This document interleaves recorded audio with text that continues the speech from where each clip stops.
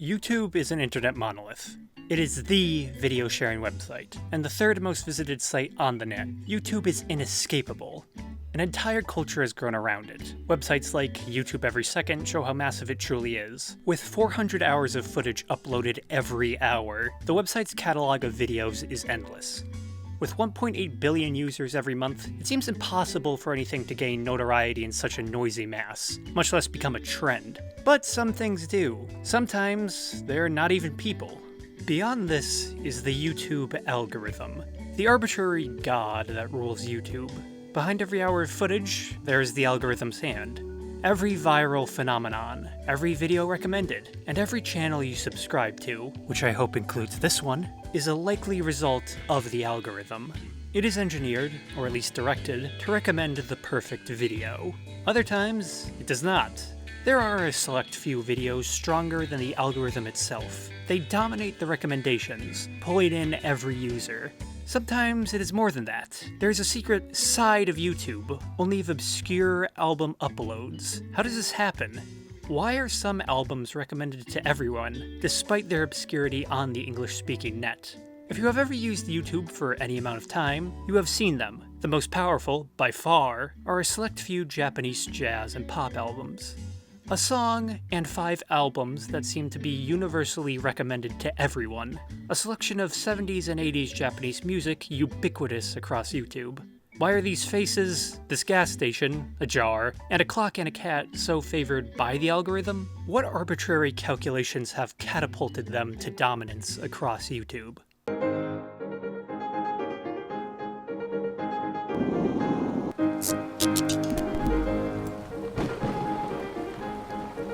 Before we examine their universality on YouTube, we should look at the song and each album that so many see again and again. 6 viral uploads, to examine both their similarities and differences.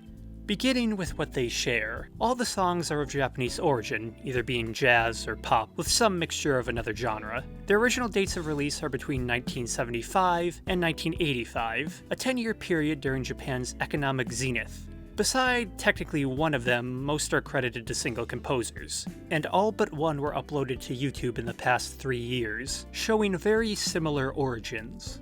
Next, to examine the song and albums themselves, looking at basic details to see if any explain their popularity, or to explain why they often appear in tandem, as users seem to jump from one to another. The first, and by far the most known, is Maria Takeuchi's Plastic Love. Released in 1985, the 7-minute pop song is the only song this will feature, widely regarded as one of the best pop songs. The song's English popularity emerged slightly earlier with Vaporwave, but it still fits in with the others. Posted to YouTube on June 5th, 2017, in 1 year, the song has got a staggering 16 million views, nearly double that of the other 5 albums combined. Ryo Fukui's Scenery is one of the algorithm's favorite jazz albums in general. Released in 1976, the 41-minute jazz album was rather obscure before YouTube, at least in the Western world. It has experienced a rebirth on YouTube, gaining its own acclaim and tributes. Posted on December 15th, 2015, the album is likely one of YouTube's most viewed jazz albums, with a massive view count of more than 6 million at the moment. Tatsuro Yamashita's For You is the most audibly diverse album of the lot. Released in 1982, the 35-minute funk soul album has the most visually striking cover, with a robust scene of blue and yellows that appeal to the eye. With this appeal likely also comes more clicks and listeners. Posted on October 20th, 2017, For You has quickly got over 1 million views, and seems to be continuing to grow. Shigeo Sakito's Special Sound Series Volume 2, and the entire series in general, has been called entertaining elevator music, a common theme one can find in the comment series left under the video in the comments section. Released in 1975, the 43-minute jazz album is both the oldest and the least viewed of the 6, with only 219,000 views, with how visually odd the album cover is being likely to blame for both its low view count but also its memorability. That does not mean it is unknown though, as it is often recounted or placed with the other 5.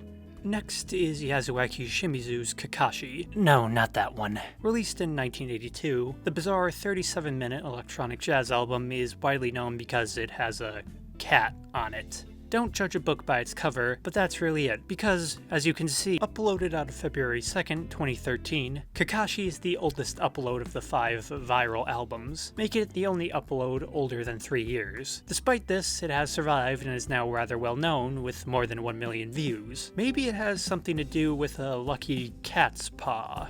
Lastly, Cassiopeia's Mint Jams, being the only of the 6 uploads accredited under a full band. Released in 1982, the 35-minute jazz album is the yin to the contemporary Kakashi's yang. Being uploaded on May 24th, 2017, Mint Jams is the newest of the 6 viral uploads, but is gaining prominence, having, as of this upload, about 550,000 views. While there are many more besides just these, I should mention Junko Ohashi's 1984 pop song Telephone Number, though I will not discuss it with these 6 viral uploads, as anything said about Plastic Love can mostly be applied to it as well, and its popularity has slightly different circumstances. Just to mention it as it frequently appears besides these 6, existing in the same system. If you have ever clicked on these videos, which, if you're watching this, you have probably seen the rest appear in your recommendations. But, if you go deeper, you see something strange. This place has no real name. It is colloquially known as the good or the strange side of YouTube, mostly because of the music.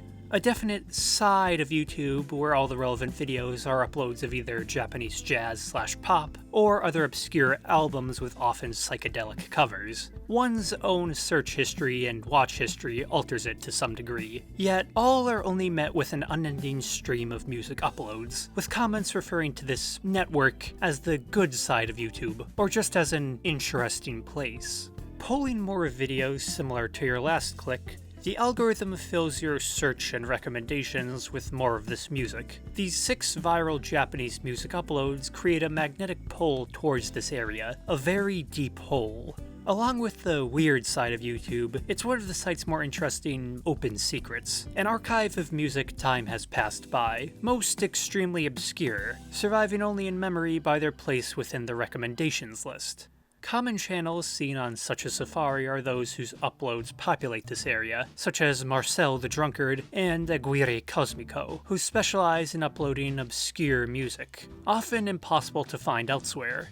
Due to their popularity and engagement, these uploaded albums and channels have created a web, connecting one another with a great pull, one both like the internet and a spider web, due to the prominent Japanophilia on the web. These 6 uploads are the most common entry to this web, or network. This web of videos is a byproduct of the YouTube algorithm, but why and how exactly? From the outside, the algorithm is a mystery. To some degree, even YouTube does not understand it. It's basically a black box with inputs and outputs. Something happens on the inside, but nobody's sure what, due to the sheer complexity of its neural network and AI and whatnot. We can only make educated guesses by what we do know about it. Except, thanks to a paper published on it in 2016, there does exist a vague sketch of what the algorithm is and kind of how it works. That can help us understand why the viral 6 are so prominent. Though, being 2 years out of date, it is not clear how accurate the paper still is. While only 6 pages, Deep Neural Networks for YouTube Recommendations is a very dense and technical dissertation, really heavy with technical jargon, and I'm not an AI or a computer expert, but I'll try to simply explain how I understood it and by how it applies, so pardon any of my mistakes. In 2012, YouTube changed the algorithm to focus on watch time instead of just clicks, a choice that basically killed off animation on the site. As longevity and engagement became key, a 10-minute Let's Play was preferable to a 2-minute animation, due to higher engagement. Basically, the algorithm decides what content is viable on the website. From then on, the algorithm was focused on sorting videos, recommending new or popular ones, and factoring in watch history to recommend videos. To the algorithm, the user and videos are 2 sets of definitions. Users are demographic, taste, and watch history. Videos are based on implicit feedback such as shares, likes, and watch time. It does not care about quality, only watch time. The longer one watches, the longer one stays on YouTube. And this time, YouTube sells ads. By continuous watching, the algorithm narrows down a viewer's taste to more obscure niches of videos, intended to keep them watching or listening for far longer. Thus, watch time is king. Only engagement matters. The viral Japanese music is an odd side effect of this. One that is not bad, but still a side effect. It's the same reason why lo-fi hip-hop and study music streams are so popular. Constant engagement, creating constant watch time. I'm sorry, poor child trapped in eternal loop damned to study forever. The viral Japanese 6 and similar videos work on the same principle. Viewers return to them constantly. Constant listening creates constant engagement, and people are more likely to listen longer to an album than actually watch a video. Shorter songs like Plastic Love inadvertently act as bait, becoming Trojan horses, and affecting recommendations across demographics and users, connecting new users to the deep hole called the good side of YouTube through these albums.